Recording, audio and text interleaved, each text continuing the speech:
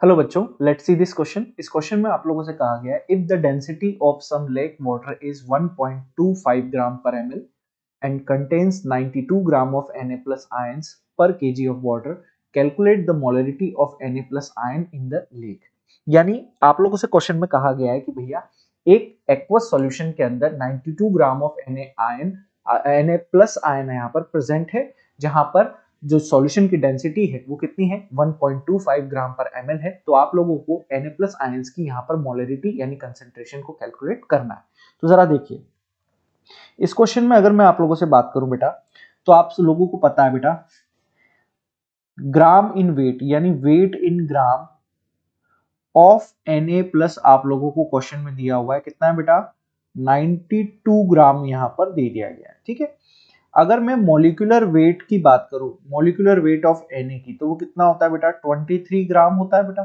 तो अगर मैं यहाँ पर Na प्लस निकालूं तो कितना होगा बेटा weight in gram divided by molecular weight होगा।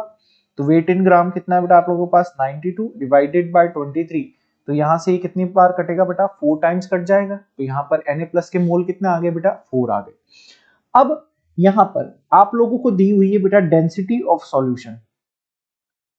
डेंसिटी ऑफ सॉल्यूशन बेटा आप लोगों को यहां पर दिया हुआ है, कितना दिया हुआ है density of solution 1.25 gram per ml दिया हुआ है। तो आप लोगों को डेंसिटी का फॉर्मूला तो पता होगा ना बेटा, density is equals to mass divided by volume, यही होता है।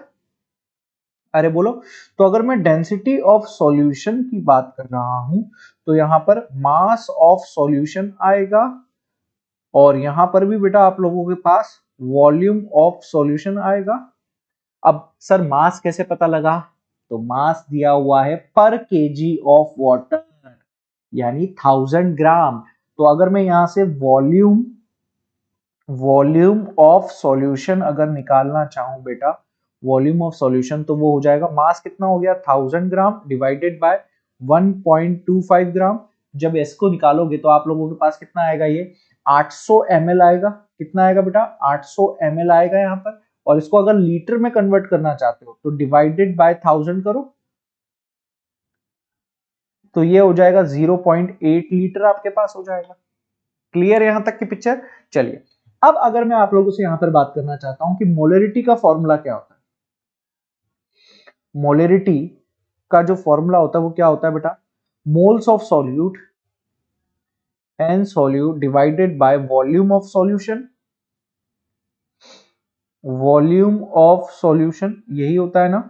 ठीक है, तो एन सॉल्यूट की अगर मैं बात करूं तो सॉल्यूट के मोल कितने बेटा आप लोगों के पास यहाँ पर 4 हैं, divided by volume of solution कितना है बेटा 0.8 है आप लोगों के पास। ठीक है, तो यहां पर अगर कैलकुलेट करूं तो 40 डिवाइडेड बाय 8, तो यहां से मोलरिटी कितनी आ जाएगी बेटा आप लोगों के पास 5 आ जाएगी। कितनी आ जाएगी बेटा 5, यहां पर आप लोगों के पास मोलरिटी निकल कर आ जाएगी। ठीक है, तो ये था बेटा आप लोगों के पास आपके क्वेश्चन का आंसर, और उम्मीद करूंगा कि आप लोगों को बहुत ही बेहतरीन तरीके से इस क्वेश्चन का आंसर समझ में आया होगा। All the very best.